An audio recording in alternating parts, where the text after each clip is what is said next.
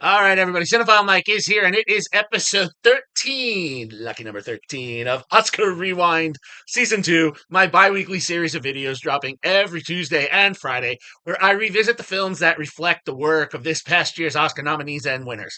I love digging deep into those IMDb profiles, and my hope is that you will discover a new, older favorite, or maybe revisit something you haven't seen in a while. As always, I'll be discussing the Oscar connection, the awards history for the film, the box office information, the critical response, and as always, these reviews are spoiler free. Now, before we jump in, please make sure that you click that subscribe button and like the video. You don't want to miss any of the cinematic goodness that is coming to you on Rewind this season. So, we are starting to wrap up Best Picture month, and a half. We're looking at as many of the producers as I could fit in from the 10 nominated films this year. I sadly won't be able to get to all of them, but I got to a majority. And this week, I'm looking at two different films that are connected to all of the producers for Dune Part 2. So, first up, and in honor of the holidays that we just had this past week, I'm going to look at a biblical story or a take on it as I look at Paramount Pictures' Noah. Co-written by the film's director, Darren Aronofsky and Ari Handel, the film was released in the spring of 2014, 11 years ago, about a month or so roughly before Easter Sunday, and during its theatrical run, the film posted a domestic take of $101,200,044 with an additional $258 million internationally, giving it a worldwide total of $359,200,044. Now, critically, like so many of the films I've been discussing on Rewind this season, oddly, was divided. Critically, the film is certified fresh with a 75% critical rating coming from 261 reviews, but a lower popcorn meter of 41% culled from over 100,000 audience reviews.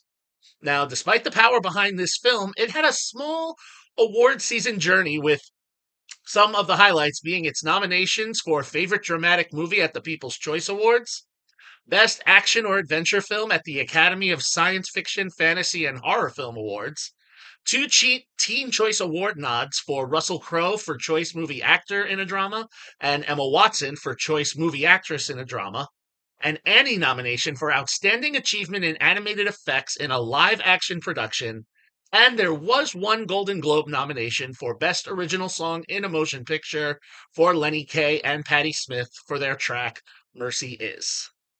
Now, as I said, another epic film about a long journey. Dune Part 2 is why Noah is here today. Of the four nominated producers for Dune Part 2, I'm highlighting two of them here, Mary Parent and Cale Boyder, who both received their nominations this year after both being nominated for Part 1, and Parent has a third Oscar nod for Best Picture for 2015's The Revenant. Now, these two have been working together for around about a dozen years or so, and they have produced such films, even currently as a Minecraft movie. They've also done Pacific Rim Uprising, Pokemon Detective Pikachu, and same kind of different as me. And both are working on the upcoming films Nicktoons and are slated to produce the third entry in the saga, Dune Messiah.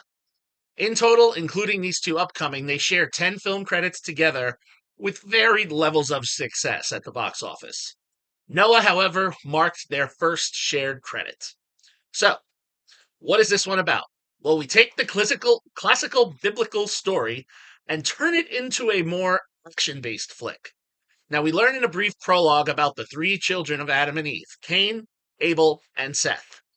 Cain killed Abel, not Seth. Seth left to live his life, and one of his descendants is Noah, played by Russell Crowe, who has received a vision from the Creator that he is possibly supposed to rebuild society.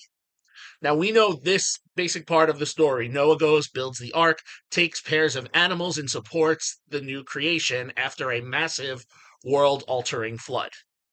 Noah, after having this vision, visits his grandfather Methuselah, played by Anthony Hopkins, who helps clarify everything from this, and thus Noah will begin on his new journey. Now, one challenge that he will have to overcome is the constant threat of King Tubal-Cain, played by Ray Winstone, his cousin and a descendant of Cain, who seeks to kill and plunder in an attempt to claim all of the land around him. Escaping an attack, Noah and his family, which consists of his wife Naima, played by Jennifer Connelly, Ham, played by Logan Lerman, Shem, played by Douglas Booth, and Japheth, played by Leo McHugh Carroll. Now, I referenced the performers who played the older versions, but during some of these earlier vision scenes, they were played by a group of younger performers. Now, upon escaping Tubal-Cain, Noah and the family befriend the Watchers, which in this film are a group of large rock creations that are the remains of fallen angels that had come down to Earth to help Adam and Eve when they were banished from Eden, and being stuck on Earth have been transformed from angelic forms into rock creatures. Now, the friendship that they forge isn't easy as first, but the Watchers do believe that Noah is doing the work of the Creator, knowing that he is a descendant of Seth, so they agree to assist him in the creation of the ark.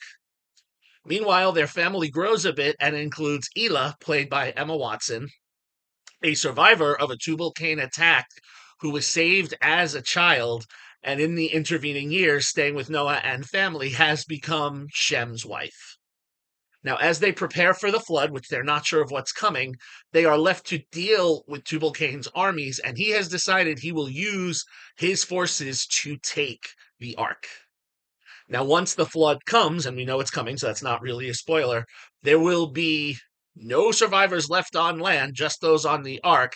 But this does not stop Tubal-Cain, nor will the flood address some of the violent tendencies of Noah, as he believes he is meant to do the Creator's work.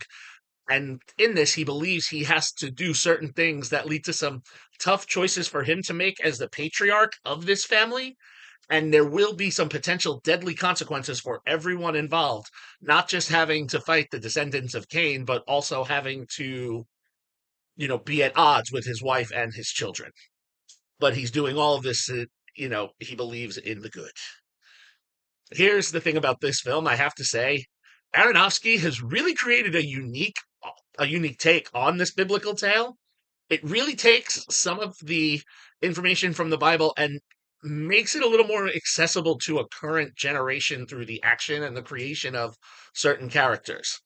Obviously, some of the elements are not present in the Bible in the text, but there are the references to the epic wars. We see some of this on full display.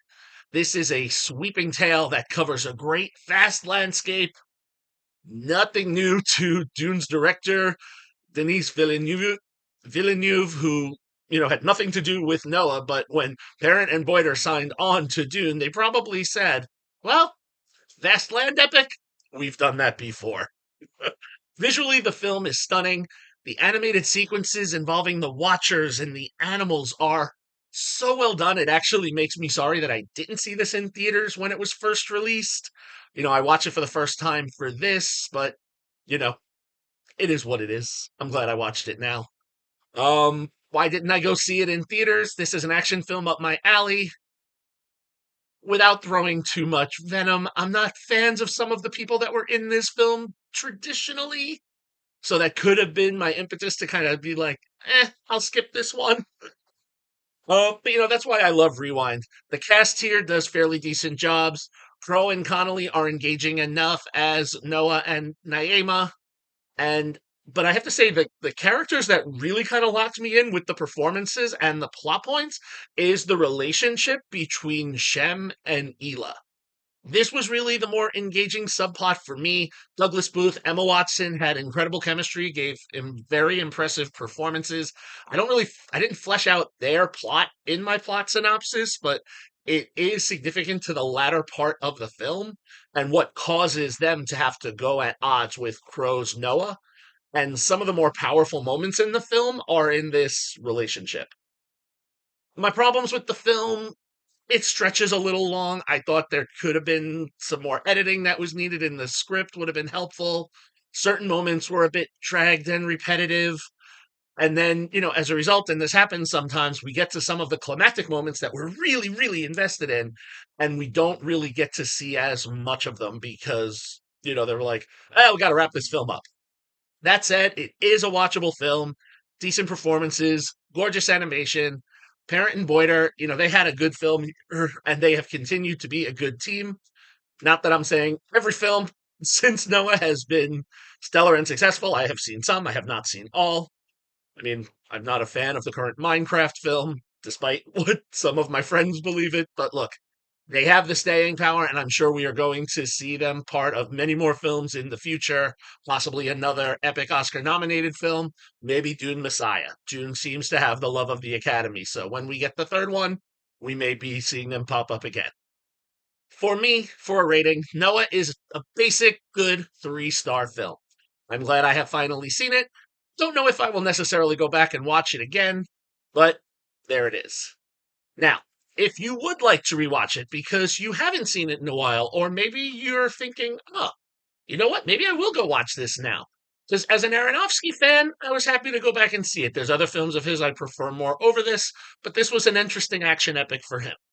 So as of this recording and streaming, you have two options. Noah is currently streaming on Paramount Plus, or if you don't have Paramount Plus and you don't want to rent it digitally, you can watch it for free with commercials on Pluto TV. So there you have it. Just a couple more episodes of Rewind dedicated to the Best Picture nominees, and then we're going to be moving on. I hope everyone enjoyed this episode.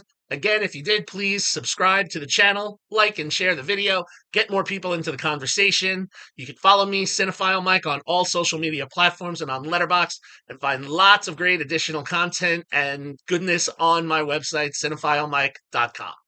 All right. Happy watching, everyone. And until next time, this is Cinephile Mike saying take a break and watch something new.